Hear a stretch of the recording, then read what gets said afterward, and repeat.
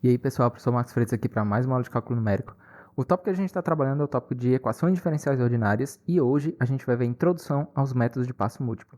Esse é o roteiro das aulas de EDO. A gente já viu a introdução, a gente viu os métodos numéricos de passo simples, que foram Euler, Roy, ponto médio e Runge-Kutta. Hoje vai ser a primeira aula, que vai ser só uma aula de introdução aos métodos de passo múltiplo, e nas próximas aulas a gente vai ver os métodos propriamente ditos, que são os métodos de Adams-Bashforth, Adams-Moulton e preditor corretor, uma aula para cada um desses métodos.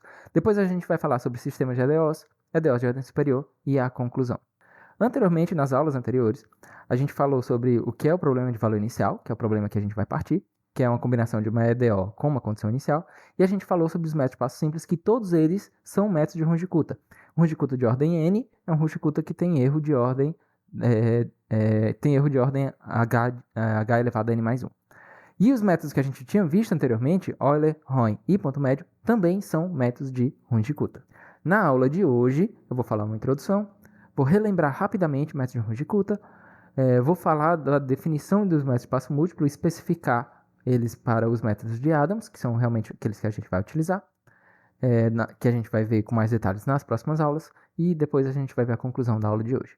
Introdução. Dado um problema de valor inicial, que é uma combinação de uma EDO com um ponto inicial, o que a gente quer é descobrir uma sequência de pontos, onde essa sequência de pontos vai aproximar a função y de x exata. Nos métodos de Runge-Kutta, o que a gente tinha era o seguinte: dado um valor de x0, y0, um ponto inicial, a gente pegava esse ponto, fazia vários cálculos e descobria o próximo ponto, x1, y1. Depois, dado x1, y1, a gente ia pegar x1, y1, fazer vários cálculos, várias contas para descobrir x2, y2. Dado x2, y2, a gente fazia várias contas para encontrar x3, y3. Dado x3, y3, a gente fazia várias contas para encontrar x4, y4. Dado x4, y4, a gente fazia várias contas para encontrar x5, y5. Então, bastava ter um único ponto para a gente descobrir o próximo, mesmo que a gente utilizasse pontos temporários. Aqueles pontos temporários serviam só para o que eu chamei de várias contas. Então, aqueles pontos temporários eram descartados depois, tá? Então, os métodos de passo simples, como os métodos de Runge-Kutta, precisam ter apenas um ponto, precisam partir de apenas um ponto para calcular o próximo. Pode utilizar pontos auxiliares, pontos temporários, mas eles são descartados depois. Então, eles se incluem nas contas que a gente precisa fazer para, a partir de um, encontrar o próximo.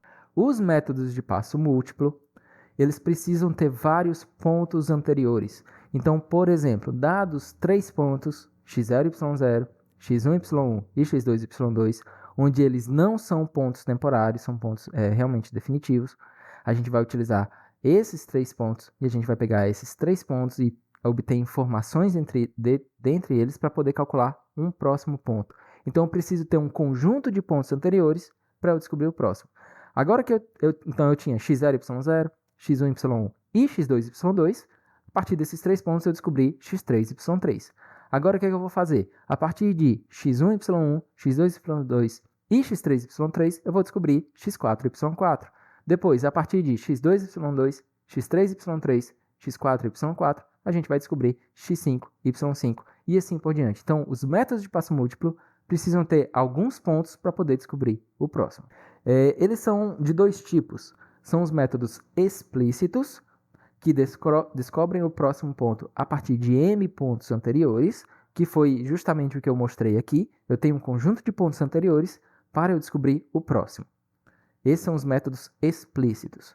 Os métodos implícitos usam um conjunto de pontos para poder utilizar, para poder aproximar, para poder melhorar uma aproximação do último ponto, tá? Então, eles vão sempre melhorar o próximo ponto, ou seja, dados x3, y3, x4, y4 e x5, y5, ou seja, 3 pontos, ele vai utilizar a informação nesses 3 pontos para poder melhorar a aproximação do y5, tá?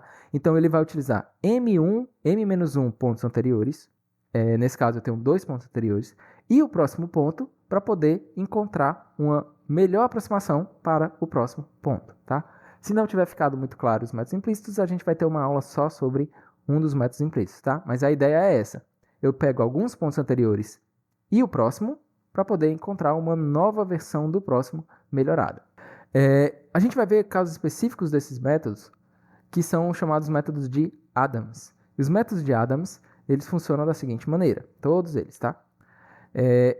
A gente viu lá na aula de introdução que a gente precisa encontrar um método numérico para calcular uma aproximação para essa integral aí. Então, eu preciso calcular uma aproximação para essa integral para poder calcular o próximo valor de y. No caso dos métodos de Adams, o método explícito é chamado de Adams-Bashforth e ele vai calcular essa aproximação para essa integral fazendo uma interpolação em valores de derivadas calculadas nos pontos anteriores. Então, por exemplo, eu tinha 3 pontos anteriores. A partir desses 3 pontos anteriores, eu calculei a derivada nesses 3 pontos anteriores. Eu faço uma função de interpolação entre as derivadas desses 3 pontos anteriores e é essa função de interpolação que a gente vai utilizar nessa integral que está bem aí. Então, dados m pontos anteriores, esse m é a quantidade de pontos, é variável, a gente vai ver lá no método de Adams. Então, dado uma certa quantidade de pontos anteriores, a gente faz uma interpolação nas derivadas desses pontos e calcula a integral dessa interpolação. Isso é chamado de, esse método específico, esse método explícito específico é chamado de Adams-Bashforth. O segundo método, também baseado no Adams, é o método implícito chamado de Adams-Moulton, onde o que a gente vai fazer? É a mesma ideia, a gente vai calcular a integral da interpolação da derivada, onde essa derivada ela é calculada em m-1 pontos anteriores e no próximo ponto, que é o ponto que eu quero descobrir, ou na verdade eu quero melhorar, tá? Então, eu continuo tendo m pontos. Então, vamos supor, eu tenho aqui m igual a 3 pontos. Eu vou pegar 2 pontos anteriores e o próximo ponto. Nesses pontos eu calculo a derivada. Nessa derivada eu passo uma interpolação. Nessa interpolação eu integro. E aí é isso que a gente vai utilizar, esse valor que a gente vai utilizar como aproximação para aquela integral, tá certo? Os métodos de Adams, eles têm um certo problema, porque eles precisam ter um conjunto de pontos para a gente poder descobrir o próximo. Mas no problema de valor inicial, a gente só tem um ponto inicial. Então, por exemplo, eu preciso, no método de Adams, com 3 pontos, eu preciso ter 3 pontos para poder descobrir o próximo. Mas o problema só vai me dar 1. Então, como é que eu faço para descobrir esses outros 2 pontos? Então, no método de passo múltiplo, se eu quero ter m pontos, eu preciso ter m pontos iniciais, eu preciso descobrir esses outros m-1 pontos, né? E aí, para a gente descobrir esses m-1 pontos, a gente vai utilizar o método de Runge-Kutta. Tá? Então, os métodos de Adams, para eles serem inicializados, eles precisam aplicar antes o método de Runge-Kutta para poder descobrir esses outros pontos. Tá? Então, por exemplo, se o m for igual a 3, eu preciso ter 3 pontos, o problema vai me dar 1. Como é que eu faço para descobrir esses outros 2? Aplico o método de Runge-Kutta. Tá? Então, pré-requisito para métodos de Adams é ter também implementado o método de Runge-Kutta. Então, como é que funciona o método explícito de Adams-Bashforth, que a gente vai entrar mais em detalhes na próxima aula? Dado um problema de valor inicial, que é uma EDO e um ponto inicial, a gente vai, primeiro, determinar quantos pontos a gente vai utilizar. 2, 3, 4. E aí, então, a gente vai, como eu só tenho um ponto inicial, eu vou precisar encontrar m-1 pontos pelo método de Runge-Kutta, por algum dos métodos de Runge-Kutta. Depois é que aí, finalmente, a gente pode começar a aplicar o método de Adams-Bashforth.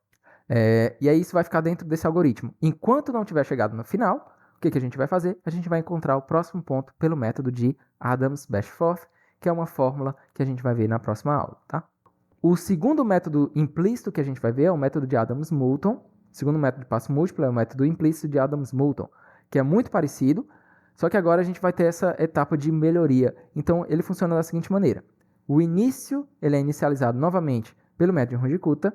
Então, dado um problema de valor inicial, a gente encontra alguns pontos pelo método de Runge-Kutta, e aí, enquanto não tiver chegado no final, a gente vai aplicar alternadamente o método de Adams-Bashforth e o método de Adams-Moulton. Então, eu vou encontrar o próximo ponto pelo método de Adams-Bashforth e eu vou melhorar o próximo ponto pelo método de Adams-Moulton.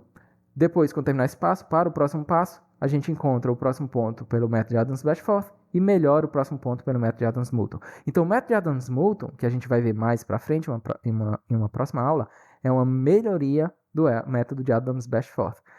Existe uma certa relação se a gente for comparar, por exemplo, com o método de Roy.